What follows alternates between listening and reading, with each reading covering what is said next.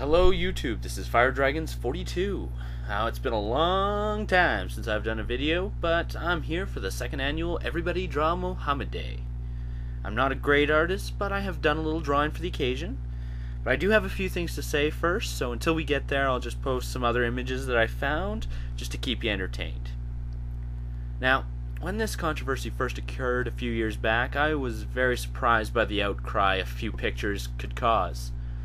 Now, after all, I could remember an episode of South Park in 2001 where they depicted Mohammed. It didn't even spark a comment, let alone this violence that has come about from these new, more recent images.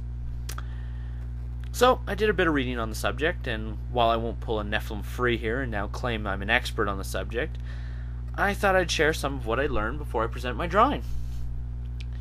Now, what I found most interesting was the fact that the early Muslims themselves created images of Muhammad, and they were shown in the early artworks such as the ones I'm going to show now. The key concern for them at the time was that you were not to create an idol to worship, so any depictions they made were to be kept separate from the Quran and any ceremonies used to worship Allah.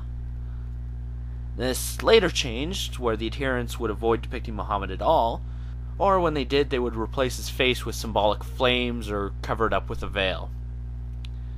Hundreds of years ago, if someone in North America or Western Europe drew a picture of Muhammad, it wouldn't have mattered much since no one in the Islamic world would know about it. Muhammad is even depicted on the United States Supreme Court building in one of the carvings depicting lawgivers from history. Now, in today's society, we do have the ability to know what goes on almost anywhere in the world. And some would have us believe that we need to take the extra precautions to ensure that we do not offend anyone. Now, this destroys the idea, though, of free speech. And Penn Jillette put it nicely in his episode of Bullshit on sensitivity trainings. So I'll just let you listen to that right now before I get back. If you're in warfare, there are two ways to stop people from killing you. You can disable your enemy from shooting at you, or you can give yourself a bulletproof shield. So you two homos have been together for 30 years. Where's the white tiger, huh? Why don't you get a couple of puppets, put a fucking act together, huh? If you have to worry about stopping the whole world from hurting your feelings, that means you have to try to control the whole world, and that means trampling on the First Amendment. You know, Penn, if you had a pair of antlers, you guys would look like Rocky and Bullwinkle. Hey, by the way, Teller, Grumpy and Sleepy called. They're putting the gang back together. It's a lot cheaper and fairer just to build yourself an emotional shield. You guys like a shitty ventriloquist act, only the wrong dummies talking. Huh. Hey, Teller, a dwarf who can't talk. You must get the best parking spaces. So we invested in insensitivity training. Once a week, we've been bringing in Bobby Slayton as our insensitivity trainer to stand by and yell the worst insults and most hurtful epithets he can. Hi, Bobby. Hey, a 7-foot giant and a hobbit in a suit. All you need is a bearded lady, a smoking monkey, have a fucking act. Thank you. You're doing a great job, Bobby. Soon we'll be tough enough that nothing anyone can say will ever hurt us again.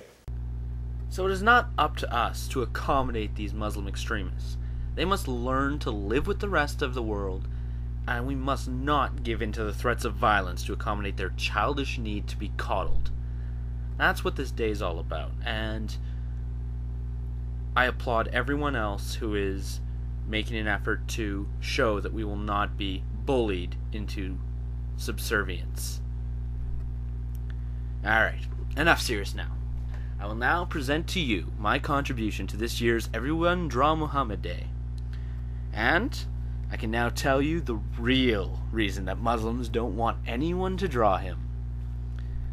As you can see, Muhammad is but ugly. He is a disgrace to all of humanity, and is probably the closest thing that has ever existed to the Greek Medusa. Yes, Muhammad is none other than the Muslim version of South Park's Ugly Bob.